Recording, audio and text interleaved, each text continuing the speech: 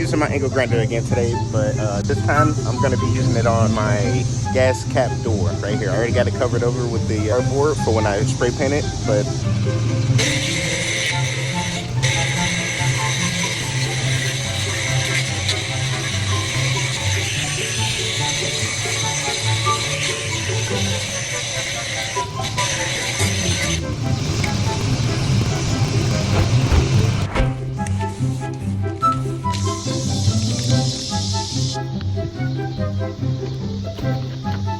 and that is a wrap. Everything blacked out how I like it. This video showing you about the process of my van build on my 40 E250. Go ahead, consider subscribing and liking, leaving a comment, maybe even some suggestions. Also, click the link below to see my latest upload.